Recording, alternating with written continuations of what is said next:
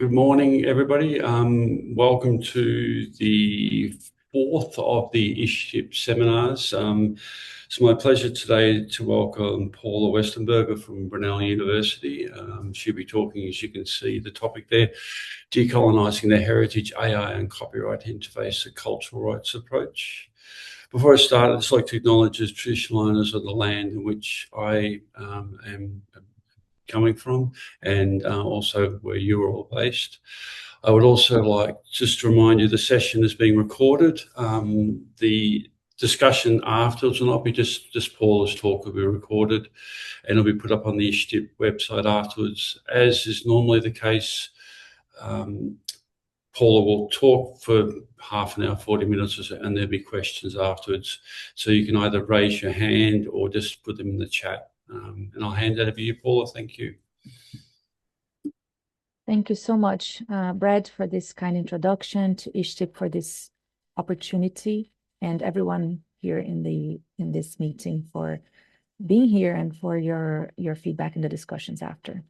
This talk is coming at a really, really good moment for the writing of this paper. So I am very grateful and I welcome your feedback.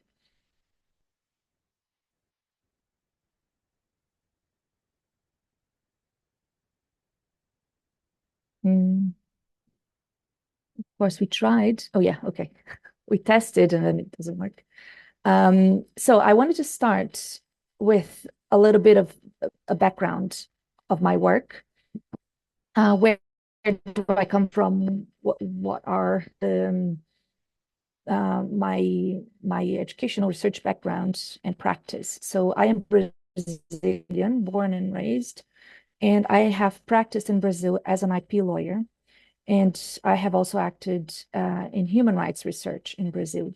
And it was the desire to connect both IP and human rights that made me come to the UK to pursue an LLM and a PhD precisely on this interaction. So the LLM dissertation was on digitization of heritage collections and copyright and human rights issues with a focus on orphan works in Brazil. And my PhD was on copyright, artistic reuses, and cultural rights, also looking at Brazil. So there were comparative elements in this work, but I mainly looked at international frameworks of human rights and how that would be applicable to the Brazilian context, then seeing what other legislations might have to offer or not. So my main interest is this interplay between human rights, copyright, and culture. This brings me to my current research project, the Bridging Responsible AI Divides Fellowship, BRADUK. It's an AHRC-funded project focused on responsible AI for heritage, copyright, and human rights perspectives. So with this project, I am connecting my learnings from my master's and the PhD, deepening the analysis of the cultural rights considerations that I looked at during my doctoral studies. With the project, which is in collaboration with Royal Botanic Gardens Kew and based at Brunel University, where I'm from, the project is trying to understand how IP law and practice, and particularly copyright, how can it responsibly advance the social cultural benefits of AI in the heritage sector, while protecting legitimate interests of creators and addressing broader social ethical issues such as bias.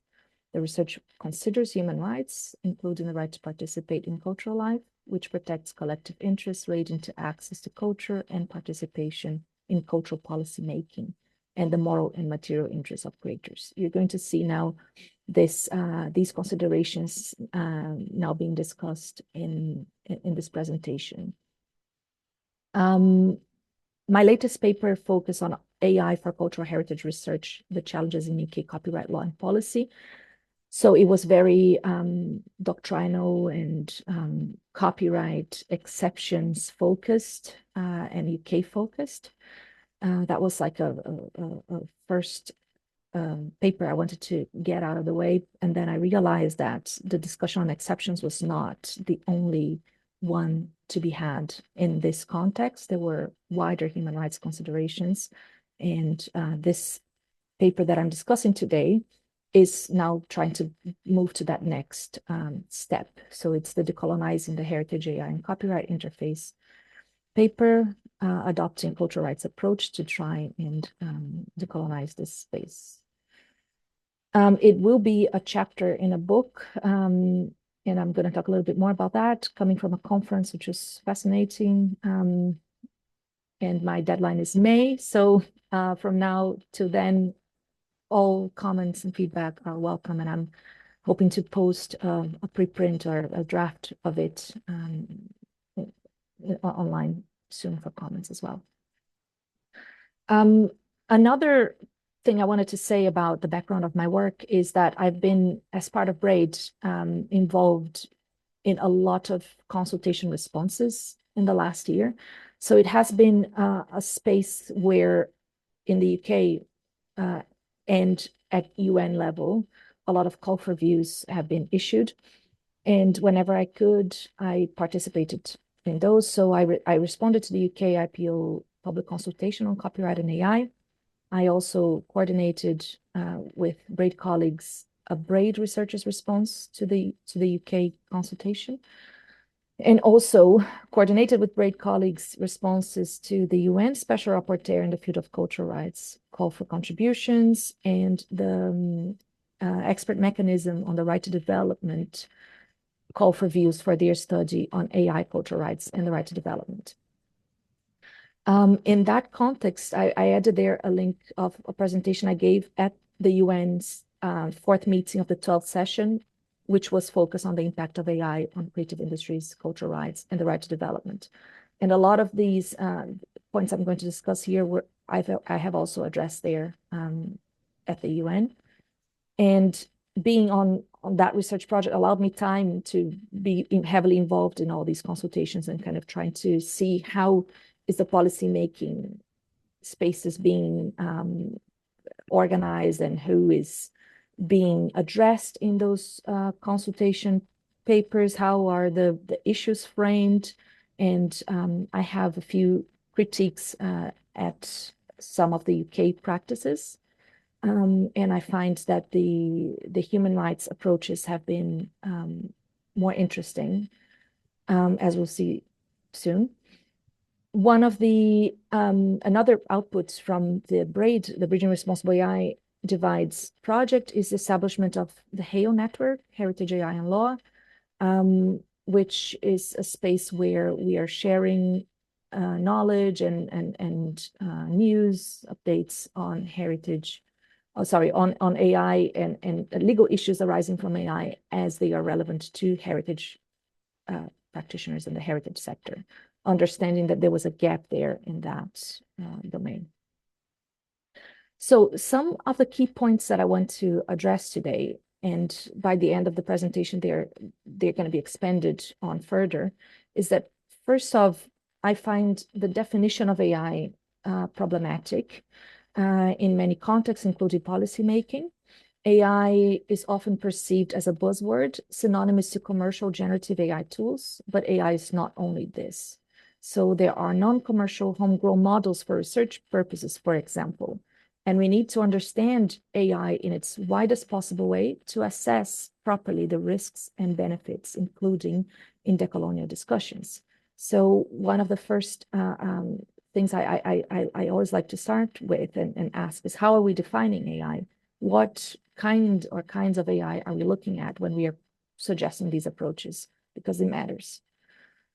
Another issue is this reductive binary in current policymaking that I'm observing between AI firms and creative industries. I find that only framing call for views, for example, on these two groups of stakeholders as if they were, as if the problem were only in the opposition of these two sides of the spectrum, is excluding other important stakeholders, such as indigenous or traditional communities, heritage practitioners, research stakeholders, because creative industries is a term that I don't think and I don't feel that calls for those other stakeholders that I just talked about as directly as I think it could or should. I don't believe the creative industries is the right or the appropriate word either.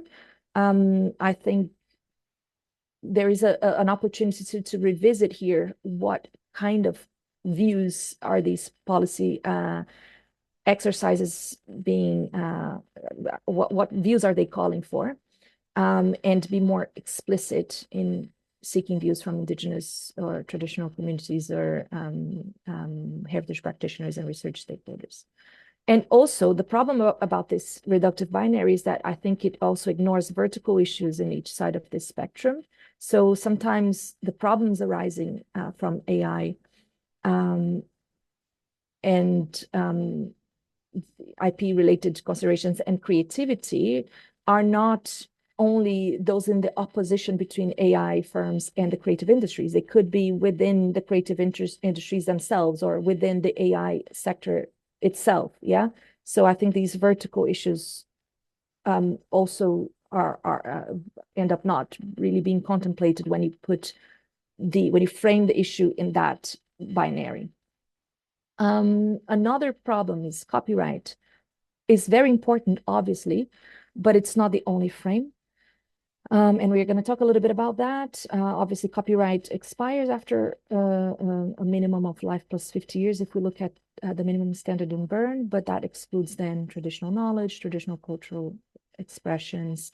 And it's also not the best way to think about, say, environmental issues that are very important when you think about cultural rights and creators' interests in depending on the communities we're looking at. So I find that the cultural rights framework, and I'm going to explain what I mean by that, is very important to frame the debate to address some of these issues above. The call for views from the expert mechanism on the rights to development is making me more aware and wanting to seek more also information and analyze the right to development as well. So I put it there because I'm thinking how much of it I'm going to make a feature of this article. And these rights are interrelated, so I can kind of talk about that in the context of cultural rights. So let's look a bit at some of the issues in this space of AI heritage in the Global South. A new report by another Braid Region Responsible AI Divides project has analyzed coloniality collections and the responsible use of AI, and states that AI is enmeshed with and maintains historic and ongoing colonial power relations, biases, and harms. Given the momentum around AI integration, both within and beyond the sector, museums and heritage institutions face a complicated and potentially fraught process of navigation in which they attempt to reconcile AI use with their educative, social, and cultural mission and ethics. So this discussion is very much in the current conversations in heritage context, yeah. And because we have to look at colonial practices and collecting practices in colonial contexts as problematic in itself, and how that data then is cataloged, and how the stories are told about these materials, and how are these stories and biases reflecting on the data. We have a problem for AI, because if AI is being used on top of that data, then you amplify the biases and issues and harms that those collections and the way that those collections are cataloged or framed or even collected in the first place. They amplify these issues, the use of AI. I have participated at a conference, AI on Digital Heritage and the Global South, Ethics, Politics, and Futures, organized by Vijan Ruhani at Oxford. This was an excellent day, and I'm very happy to say that this will become a book. This conference, some papers from this conference will become an edited collection, edited by Bijan, and this paper that I am writing now is a chapter for this book. And I wanted to include here the lineup for you to see the kinds of conversations that were had in that day, and the colleagues, the names of the colleagues, because the publications from these colleagues, the research from these colleagues is really interesting, and I think can be very informative to us thinking about the law. Yeah, because this was a conference that was focused more on archaeology and not really a legal conference, but I'm finding it very important to participate and navigate non-legal environments to learn more about cultural practices, ethical issues, methodologies, technologies. Yeah. So I highly recommend having a look at these colleagues and stay tuned for the book that is coming out of this conference. One of the papers, one of the contributors is Simona Tiribelli, and her papers are really interesting too when we talk about bias, for example. One of the things that she argues is that, yes, we can think about AI as democratizing access to creative resources, but we are also creating other problems because there are concerns about authenticity, transparency, authorship, fairness, and cultural and automation biases coming from these tools. So how do we rethink or decolonize AI ethics practices for AI to achieve the potential that it has, if done properly, to even become a tool that aids decoloniality efforts in heritage contexts? Yeah, and I have an example of how this has been done in a project here in the UK.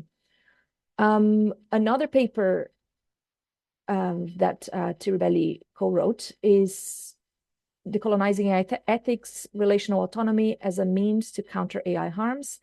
And in this paper, they looked at the principle of autonomy that is currently a staple in AI ethics discussion as problematic in itself, and rather opting for a more relational concept of autonomy through Ubuntu's relational autonomy theory. Yeah. So in here, the point is, if we look at only the individual autonomy to select things that they want AI to do for them, you are not necessarily promoting what is best for all in a society and in more vulnerable and global scale marginalized groups. So when you propose this more relational autonomy approach, you are considering those social factors. And my thought is now, how do we integrate that into copyright thinking? Yeah, I'm trying to also think of how to bridge this discussion on relational autonomy to our copyright or legal framing of the discussions. Are there any Brazilians in here? I wonder.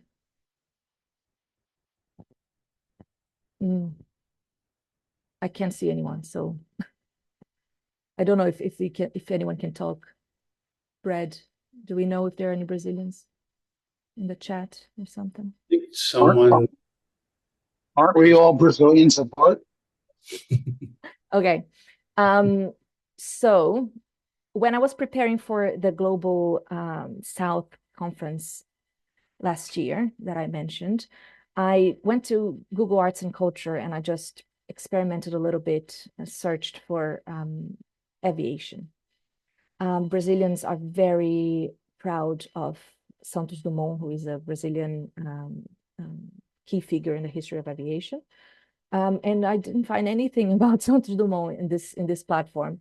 There was a a paper on Takeoff, When Humans Learn to Fly, by the Deutsches Museum, and they talked about Otto Lilienthal, the Wright brothers, Hugo Jonckers, and I was feeling sad not to see Alberto Santos Dumont, who is, as you can see, the Google AI summary, a Brazilian aviation pioneer. I wondered if I had searched for Brazilian aviation, if that would come up, or would it not come up at all? And the point here is that the AI, what AI tells us or selects for us, is only as good as the data that is used to feed it, that is used to train it, that the AI works with. And if the data is not there, then the AI is not going to tell me that Santos Dumont is actually a key figure in aviation globally. It doesn't have to be authored by saying that this person is Brazilian or Brazilian aviation. Yeah, these qualifiers of non-Western people, and even Santos Dumont having been very famous in Europe, right? He was based in Paris for a while. He was a celebrity in Paris, but even so, not contemplated in the Google Arts and Culture platform. Who are the main pioneers of aviation? I asked that. And then in that response, it came through Santos Dumont in the AI overview. So again, what the data sets will tell us what the AI will answer. And we cannot totally accept things as a fact. But with the increase of AI being used as a research tool, as a tool for a search tool, it might end up shaping our understanding of the world, yeah? And these excluded narratives then become even more problematic, as this is perpetuating these exclusions and amplifying the biases and the issues. Which brings me to the concept of digital cultural colonialism. On this paper by Kissner, Terrace, and others, where bias was measured in aggregated digitized content held in Google Arts and Culture. And the study demonstrated a lack of balance in the aggregator, with some countries and institutions being prioritized and a major proportion of the holdings featuring content that resides in the US. There was a dominance of artworks from capital cities, with art from provinces clearly underrepresented. The authors find a dominance of art from the 20th century, with some emphasis on artworks demonstrating a break in canon otherness or non-Western countries. And these discrepancies that were found support their idea of this digital cultural colonialism in these platforms, and which may be due to a lack of data transparency or availability of previously digitized content in the countries with a lower representation in the portal, or an unintentional digital amplification of conventional traditions of art collections and interpretation that dominate museum displays in larger Western cities. Also calling for looking at the need for researchers to understand the biases that come from these aggregated digitized content platforms. What I found interesting as a bridge to our copyright discussions is that the authors also noted that this perverse link between the drive for open licensing and open glam in certain countries, predominantly the US and Europe, as perhaps further prioritizing the importance of those collections in the new digital canon. So this concept of open glam, open heritage, open licensing, which is in a way can be argued is Western, is being thought as also being responsible to perpetuating what kinds of materials are going to integrate the digital canon. So it makes me wonder, how can we then look at the open movement in a way that it will promote more diversity in that sense. But again, this cannot be, if we want to be truly decolonial in this approach, it cannot be a top-bottom approach, and there has to be true collaboration between the policymakers, the communities of source communities, and institutions, yeah. And sometimes these discussions are not the easiest to have, and I myself am experiencing a lot of the discomfort that talking about these things can generate, yeah. And we can talk about that more perhaps in questions time. A Western public domain, is that a copyright problem? Amanda Lewandowski has a great paper, How Copyright Can Fix Artificial Intelligence Implicit Bias, by explaining that copyright law creates a friction that will limit access to training data. So the data that can be used is the data that is free of copyright barriers, right? And that usually encourages AI creators to use bias and low friction data for training AI systems. And usually those are the lower quality kind of data, yeah, and biased, incorrect, inaccurate in many ways. So most public domain works, also this is another issue. Most public domain works were published prior to 1923. Back when the literary canon was wealthier, whiter, and more Western than it is today. So if we think about the works that are in a public domain, as in the ones that the copyright has expired, it considers a canon that will be excluding Black, women, LGBTQ authors, and authors in the intersection of all three. So it is a picture of its time, and it's a biased period that has its biases, and that will be reflected if AI is used on top of that, those kinds of data sets. Yeah. So relying only on the public domain, as in the materials that the copyright has expired, creates furthers and amplifies the existing biases in the data set in itself. Amanda Lewandowski continues that using these public domain works as training data for AI systems is appealing, and they are lower risk, yeah, but this can easily erase entire perspectives and replicate the biases of a more homogeneous authorship and less tolerant society. So the same way that the author argues that copyright law has the power to bias AI systems, copyright law also has the profound power to unbias them. I looked at the issues of bias in research, non-commercial research, when I looked at the text and data mining exception here in the UK, and arguing that what should govern the use of data for research shouldn't really be the copyright status, but the research question. Yeah, and we have a non-commercial research provision or an exception, right, for text and data analysis that recognizes the value of this, of not having a requirement to ask permission to perform this kind of research. Because if you have to ask for permission and someone says no, you end up with an incomplete data set, or a data set that doesn't have all the data that you need to perform that non-commercial research. So I just wanted to say that bias comes in different ways as well. And on my paper, I looked at that from a research, non-commercial research perspective. And here, the author talks about fair use, and fair use as ultimately mitigating bias, as being a tool that mitigates bias, to promote a creation of a fair AI system.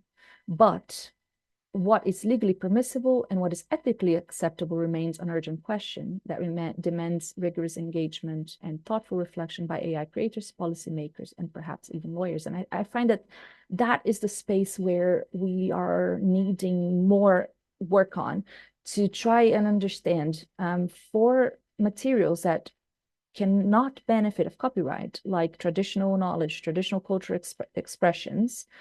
How do you find that right balance in a decolonial way, not as imposing an exception or an open requirement or a fair use approach, but really considering what are the ethical uses of that knowledge, and if there is an interest by these communities to have their works being part of this space. I also find it interesting to remember the response by Pavis and Wallace on the 2018 Sarsavoir report, statement on IP rights and open access in the context of restitution of African cultural heritage and the digitization that was prompted by the report, saying before we restitute, we have to engage in a radical digitization of these materials, but the authors are saying yes, but we have to be careful with that, otherwise we risk kind of recolonizing through the digital, right? We return the physical artifacts, but we create new rights over the digital, and we make decisions about how these materials are being used that should be really with the communities of origin to make, right? So the authors say, as applied to non-Western cultural heritage, this campaign for digitization and open access carries the potential to sustain the very colonial approaches the report takes great care to denounce. So they propose co-developing digitization solutions with African communities of origin. And I think this co-developing and collaboration is key here, yeah. It is a paradox of open, as Paul Keller and Alec Tarkovsky state. In the digital environment, openness serves as both a challenge to concentrations of power and its enabler. If you end up having a rights framework that will give protection to platform controllers, for example, of things that belong to another community of origin or should be in the public domain, then you have a problem as well. Platforms support high levels of creativity while at the same time have total rule over their content ecosystems. As a result, most of today's sharing of cultural expression takes place on commercial platforms.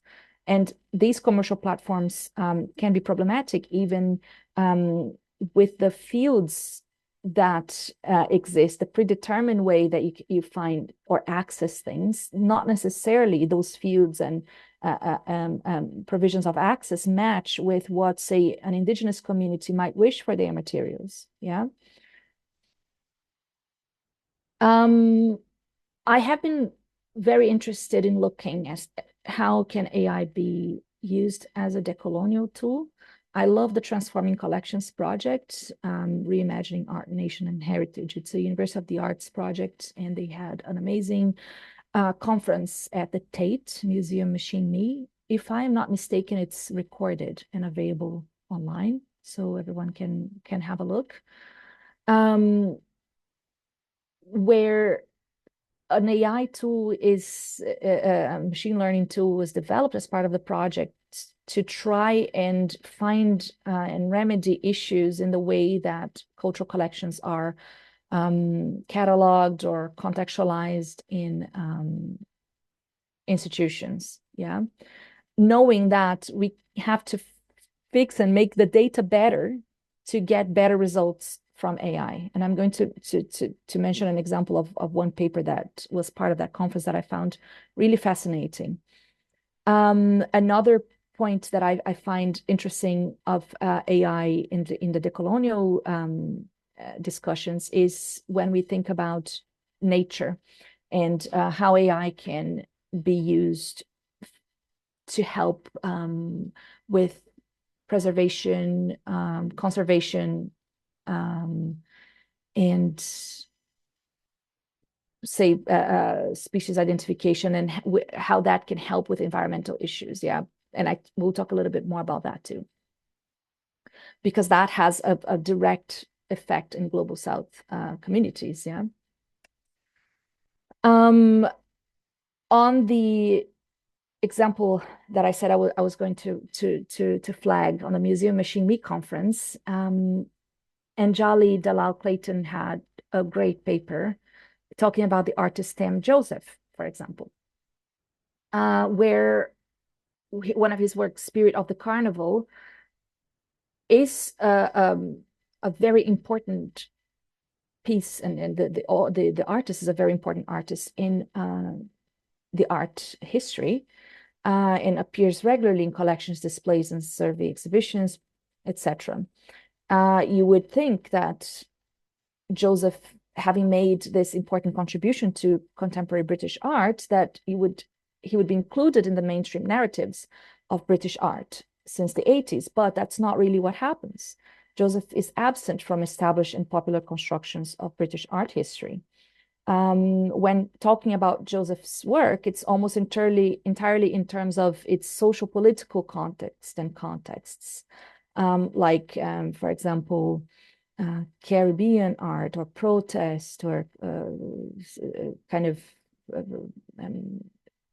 certain kinds of expression, rather than in terms of its relationship to the canon of British art and contemporary art history. So instead of inserting Tam Joseph in one of the movements of art history, it's almost he's like othered, yeah. And on the basis that Joseph is not the only racialized and minoritized artist whose work has been subject to this delimiting and partial approach to interpretation, Anjali states and reflects on the potential of the transforming collection tool, the project's machine learning tool that analyzes text to help these art historians, curators, and collections managers to identify at scale where these issues occur. And propose a slow, object-centered and artist-directed approach to producing collections information as a proven, effective remedy. So again, artist-directed, the collaboration with the creator here in these practices, cataloging practices, and diversifying this contextual information, and not falling into these othering practices. And maybe machine learning tools can help with that, as the Transforming Collection project proposes. So some takeaways at this point: AI amplifies biases and is only as good as the data it works with. There is potential for AI as a decolonial tool, but cultural data should be made better. And copyright may be an obstacle or a distracting element in some instances to this discussion. So just a very quick primer on the copyright issues. As I said before, we have a life plus 50 years minimum standard in the Berne in terms of duration, which excludes a lot of creators and creative communities from copyright protection. And it is one big barrier to digitization and to AI deployment in heritage contexts. AI uses data that is protected by copyright, and therefore copyright can be a reason why you cannot use AI technology, unless a text and data mining or some other exception applies. But these exceptions are currently very problematic, as I analyzed the UK text and data mining exception in the paper that I mentioned earlier. An example of how this has been an obstacle is with the Living with Machines project, where the researchers in their fantastic book, Collaborative Historical Research in the Age of Big Data, explain these copyright issues, yeah? And say even out of copyright items in the British Library collection may still be subject to contractual restrictions if the collection has been digitized by another party, which happens a lot in heritage contexts, and the text and data mining exception was not really helpful to them, the one in the UK, for various reasons, which I also explain on the paper building on this book. So what has the UK been discussing? There has been many call for views and consultations, action plans, etc. But I find on the consultations on the substantive copyright issues, this reductive binary is problematic between creative industries and AI firms, and there is scope for further, more proactive engagement with the heritage sector in its full breadth and diversity, including all sizes of heritage organizations, including researchers, including communities, source communities, etc. And while UK policy discussions are not engaging, in my view, as much, these stakeholders for substantive law takes and views, these organizations and materials are included in other policy proposals, like having this copyright cleared British media asset training data set with valuable cultural data, which is a result of the recommendation 13 of the AI Opportunities Action Plan, which is being piloted now. If we only focus on copyright here, we are going to miss other important issues. So it's important that we keep bringing, say, the traditional cultural heritage and non-copyright issues into the copyright policy discussions to inform where looking only at copyright might be falling short of the big ethical issues that are arising from the use of these materials. Why do I think cultural rights is the way to organize this, to focus this discussion? It's because I find that it's the provision in Article 15 of the Covenant on Economic, Social, and Cultural Rights that gives both the argument for participating in cultural life, so all those positives of engaging with AI for educational research purposes, but also gives us the basic of what are the rights that should be protected, creators' rights, yeah, through the moral and material interests framework in Section 15(1)(c). For that, we need to go also to the UN General Comments 17, 21, and 25 to understand more about these provisions. And what I find particularly interesting in the General Comments 17, for example, is that moral and material interests in Article 15 is not, should not be equated with intellectual property rights. There are some overlaps, but there are other aspects that are not really what IP rights protect. So you cannot really say that IP law has a seal of approval from the moral and material interests framework, as some things are just not going to match.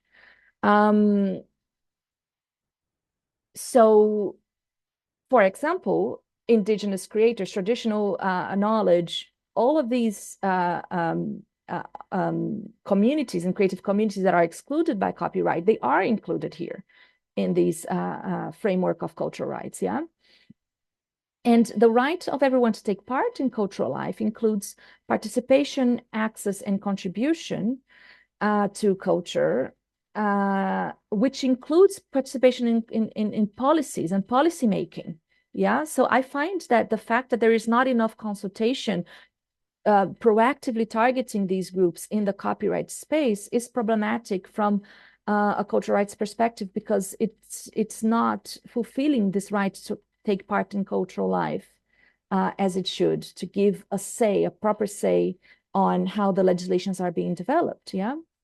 And the problem too is that when the copyright discussion momentum passes, I'm not sure if there will be enough momentum to keep the discussion going for these other non-copyright issues that are by some framed as ethical issues, but I think that they are rights issue as well. Indigenous rights, cultural rights, they are rights, yeah. We have contributed with a response to the UN Special Rapporteur in the field of cultural rights on how to decolonize notions of creativity worth protecting. We need to move AI debates beyond copyright concern and look at systems like fair and care principles, for example, Our response was cited by the UN Special Rapporteur in there in the report, which was great to see. And fair and care mentioned, and principles on the principles for indigenous data governance in the response. And we have to think of the environmental issues as well when we think about cultural rights. Because some creative communities, their relationship with nature and the environment and the land is directly related with their ability to create and their understanding of the world and their lives. Yeah. So, and usually it is global South communities that end up suffering from that extractivism as well of natural resources. So one of the things that we discuss a lot in our BRAID response to the right to development consultation was how can we work on this concept of extractivism? Because here we have data extractivism, but also natural extractivism of natural resources, water, energy, rare minerals that are used by the tech sector. These data centers and resources in the global South make these communities then more vulnerable even. So there are also the labor exploitation in the global South, yeah? So these significant impacts in local communities, minorities, indigenous groups, whose use of land and natural resources is crucial for their life, subsistence, and culture, should be contemplated when we talk about creativity. Not all AI, though, will have the same levels of impact, and that's where, or extractivism, and that's why I think it's important that when we talk about AI, we define what AI are we talking about? How is it trained? How is it maintained? What resources does it use? Yeah. So we need both the green AI and the AI for green. I've seen this discussion being framed like that. AI for green is how can AI help with environmental issues versus green AI, how AI is harming the environment and how can you make it better in terms of consumption of energy and water and so on. Some best practice solutions to wrap this up. It's really hard to say what are the solutions now as I'm writing the paper and I'm, still thinking. But I've been seeing many different examples of how fair and care principles for indigenous data governance have been used in AI projects in many different regions and with different groups. So I think there is usually not going to be one approach that addresses all cultural issues in the world. Yeah, I think perhaps when we talk about best practice, we're talking about methods and processes rather than substantive solution. And the substantive solutions are going to be very contextual, depending on the culture, the users. Yeah. Local context labels are interesting as well.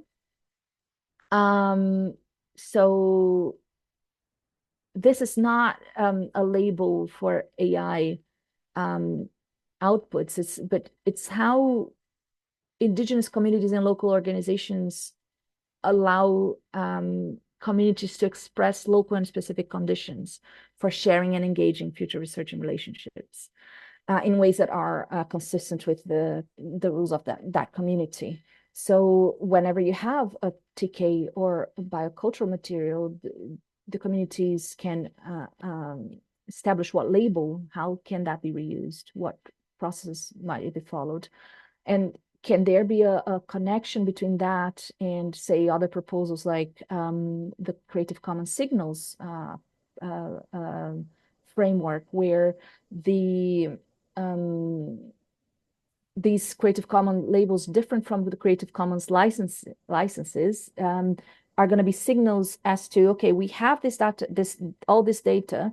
This is how we expect, if you use AI, this is how we expect you, what we expect you to do. We expect you to pay us. We expect you to, you can use it freely for AI training. So how can you connect perhaps the signals proposal with fair and care and local context approaches? Some localized approaches like the Noodle license, which incorporates revisions to existing open data licenses and advocates principles that make sharing and reusing African data sets easier. It's a tier license building on Creative Commons, but with preferential terms for African Global South developers. And I find it interesting to terms and conditions of some websites. So the competition on AI photographs prompted peculiar had a clause on IP, but not only IP. It included IP, indigenous, cultural, and intellectual property and moral rights. So including decolonial considerations in what we usually see as traditional copyright spaces, I think it's a good way of kind of forcing this conversation to happen. Yeah. So I think that it is a matter of form and content of copyright law and policy. We need to address the reductiveness that is currently happening in these policy spaces, to discuss AI broadly, not only commercial generative AI, to talk about not only AI firms versus creative industries, which is a reductive framing. We need to include marginalized creators, indigenous traditional communities, heritage stakeholders, non-commercial researchers, etc., as part of the right to participate in cultural life. Yeah. Address legal issues beyond copyright, even in copyright spaces, and that can be very uncomfortable, I can tell you. Cultural rights and right to development help with this focus shift, as I said before, and we can pair that with things like Article 7 and 8 of TRIPS. Diversity and participation, rethink policy and lawmaking processes, proactively take that on board. Yeah, not just issue a consultation and expect people to answer. These consultations need to be phrased accordingly and targeted and more proactively involve these groups. Let's take the momentum of copyright policy down. Rethinking labeling, rights claims, etc., not only through a copyright lens. Let's consider that relational autonomy concept that I talked about earlier. Looking at the notion of extractivism in all its dimensions, I think, is helpful. And challenge and rethink assumptions, licensing practices. For example, indigenous groups are normally making collective decisions. Yeah, so that can be a problem too if you think of an European way of looking for licenses. Yeah, look at different research methods and epistemologies.